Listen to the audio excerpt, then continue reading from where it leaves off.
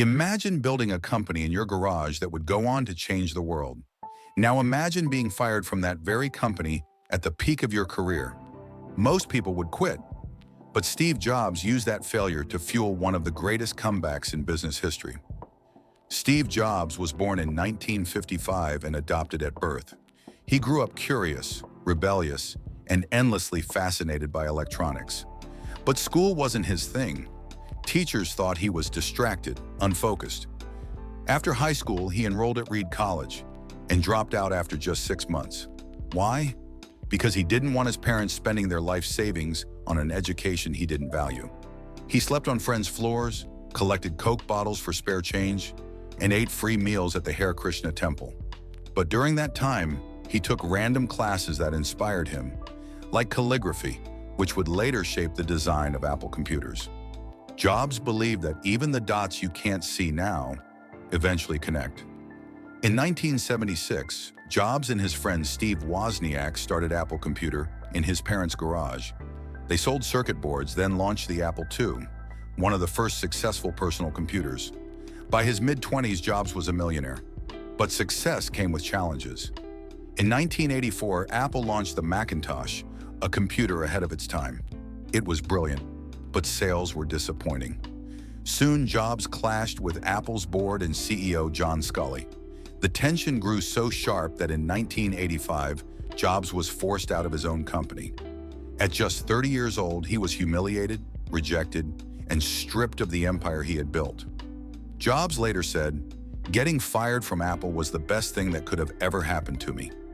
Instead of sulking, he got back to work.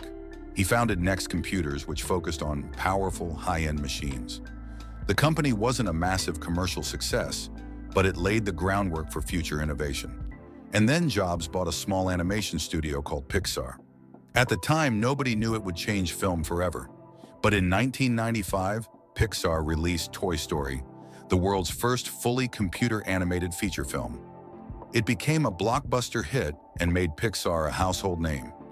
Jobs went from being the guy who got fired from Apple to the man behind a revolution in animated movies. Meanwhile, Apple was struggling. By the mid-90s, the company was near bankruptcy. In 1997, Apple acquired Next, and with it, Steve Jobs returned. The same man they once fired was now back to save the company. And he did. Jobs streamlined Apple's products, cut waste, and refocused the company on innovation. In 1998, he launched the colorful iMac, a smash hit. Then came the iPod in 2001, which transformed the music industry. In 2007, he unveiled the iPhone, redefining how humans communicate. The iPad followed, and Apple became a cultural phenomenon. Jobs wasn't just building products. He was building experiences.